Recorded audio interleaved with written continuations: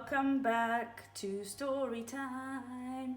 Sorry about my bad singing. Anyway, what did you think Mr. Twits' next idea would be? My idea was, drumroll please. I think Mr. Twit's next idea is that he'll let Mrs. Twit be carried by the balloons into the sky to fly with the birds. Here's my little drawing, and she's just screaming, "Ah, help!" because clearly that's something she does not want to do. Let's carry on with the book. Here we are. Mrs. Twit goes ballooning up. "There's enough pull here to take me to the moon," Mrs. Twit cried out. "To take you to the moon," explained Mr. Twit. "What a ghastly thought. We wouldn't want anything like that to happen. Oh, dear me, no." "We most certainly wouldn't," cried Mrs. Twit. "Put some more string around my ankles quickly. I want to feel absolutely safe." "Very well, my angel," said Mr. Twit, and with a ghoulish grin on his lips, he knelt down at her feet. He took a knife from his pocket, and with one quick slash, he cut through the strings holding Mrs. Twit's ankles to the iron ring. She went up like a rocket. "Help! Save me!" But there was no saving her now. In a few seconds, she was high up in the blue sky and climbing fast. Mr. Twit stood below looking up. "What a pretty sight," he said to himself. "How lovely all those balloons look in the sky. And what a marvellous bit of luck for me. At last, the old hag is lost and gone forever." Mrs. Twit comes ballooning down. Mrs. Twit may have been ugly and she may have been beastly, but she was not stupid. High up there in the sky, she had a bright idea. "If I can get rid of some of these balloons," she said to herself, "I will stop going up and start to come down." She began biting through the strings that held the balloon up to her wrists and arms and neck and hair. Each time she bit through a string and let the balloon float away, the upward pull got less and her rate of climb slowed down. When she had bitten through 20 strings, she stopped going up altogether. She stayed still in the air. She bit through one more string. Very, very slowly, she began to float downwards. It was a calm day. There was no wind at all, and because of this, Mrs. Twit had gone absolutely straight up. She now began to come absolutely straight down.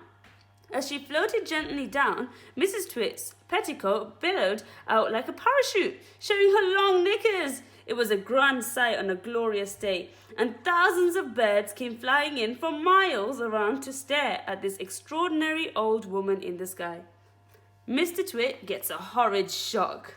Mr. Twit, who thought he had seen his ugly wife for the last time, was sitting in the garden celebrating with a mug of beer. Silently, Mrs. Twit came floating down. When she was about the height of the house above Mr. Twit, she suddenly called out at the top of her voice, "Here I come, you grisly old grunion! You rotten old turnip! You filthy old frumpet!" Mr. Twit jumped as though he'd been stung by a giant wasp. He dropped his beer. He looked up. He gaped. He gasped. He gurgled. A few choking sounds came out of his mouth. Ouch! "I'll get you for this," shouted Mrs. Twit. She was floating downright on top of him. She was purple with rage and slashing the air with her long walking stick, which she had somehow managed to hang onto all this time. "I'll swish you to a swazzle," she shouted. "I'll swash you to a swizzle. I'll gnash you to a nozzle. I'll nosh you to a gossip nozzle." And before Mr. Twit had time to run away, this bundle of balloons and petticoats and fiery fairy landed right on top of him, lashing out with the stick and cracking him all over his body. The house, the tree, and the monkey cage. But that's enough of that. We can't go on forever watching these two disgusting people doing disgusting things to each other. We must get ahead with the story. Here is a picture of Mr. and Mrs. Twit's house and garden. Some house. It looks like a prison and not a window anywhere.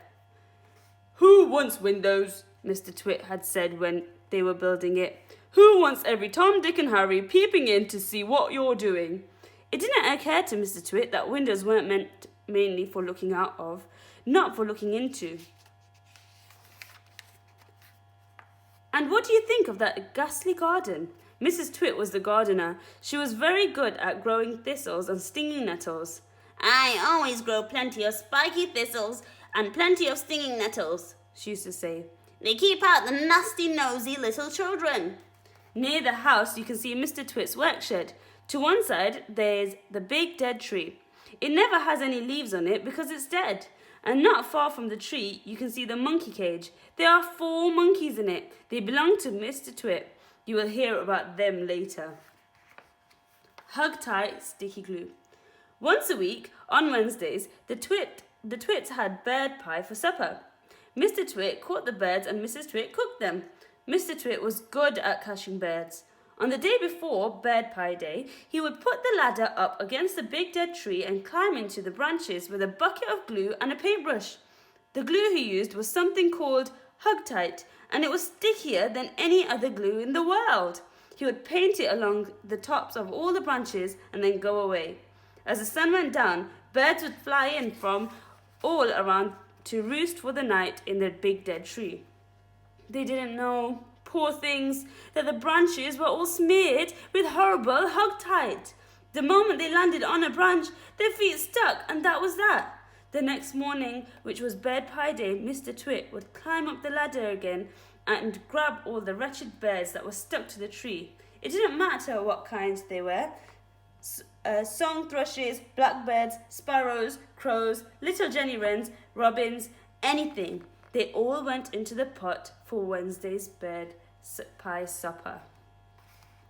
4 sticky little boys. On one Tuesday evening, after Mr. Twit had been up the ladder and smeared the tree with Hug-Tight, 4 little boys crept into the garden to look at the monkeys. They didn't care about the thistles and stinging nettles, not when there were monkeys to look at. After a while, they got tired of looking at the monkeys, so they explored further into the garden and found the ladder leaning against a big dead tree. They decided to climb up it just for fun. There's nothing wrong with that. The next morning, when Mr. Twit went out to collect the birds, he found 4 miserable little boys sitting in the tree, stuck as tight as could be by the seats of their pants to the branches. There were no birds because the presence of the boys had scared them away. Mr. Twit was furious. As there's no birds for my pie tonight, then I'll have to be boys instead. He started to climb the ladder. Boy pie might be better than bird pie, he went on, grinning horribly. More meat and not so many tiny little bones. The boys were terrified. He's going to boil us, cried one of them. He'll stew us alive, wailed the second one. He'll cook us with carrots, cried the third.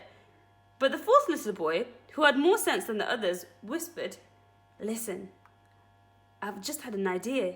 We're only stuck by the seats of our pants. So quick, unbutton your pants and slip out of them and fall to the ground.